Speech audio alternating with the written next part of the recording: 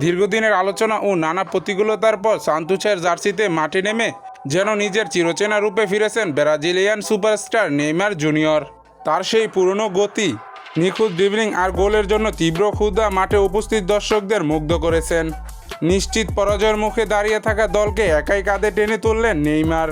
তার অসাধারণ নৈপুণ্য শেষে ড্র বা জয় নিশ্চিত করে বড় ভূমিকা পালন করে তার জোড়া গোল। ব্রাজিলের ঘরোয়া লিগের এই ম্যাচে থেকে প্রতিপক্ষ ডিফেন্ডারদের ওপর চড়াও হন নেইমার। মিডফিল্ড থেকে বল পায়ে নিয়ে একের পর আক্রমণে সরিয়ান প্রতিপক্ষ রক্ষণভাগ দিশেহারা করে তুললেন নেইমার। বেশ কয়েকটি গোল সুযোগ হাতছাড়া হলেও তিনি আত্মবিশ্বাস হারাননি। ম্যাচের নির্ধারিত সময় বক্সের ভিতরে দারুণ দক্ষতা, প্রতিপক্ষের ডিফেন্ডারদের বোকা বানিয়ে বাঁকা শটে বা সতীর্থদের সাথে চমৎকার বোঝাপড়ায় গোল আদায় করে নেন নেইমার। তার পায়ের কলিং শট সরাসরি জালে আশ্রয় নেয়। গোলের পর নেইমারের উদযাপন বেশ আলোচনার জন্ম দেয়। কান খাড়া সমালোচকদের জবাব দেওয়ার ভঙ্গিতে তিনি বুঝিয়ে দেন যে মাঠের পারফরমেন্স দিয়ে তিনি সবসময় সমালোচকদের উপযুক্ত জবাব দিচ্ছে।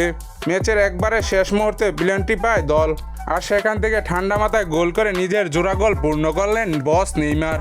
ফুটবল প্রেমী বন্ধুরা, আপনাদের আজকের এই নেইমারের খেলা কীরকম রাখছে অবশ্যই কমেন্টে জানাবেন।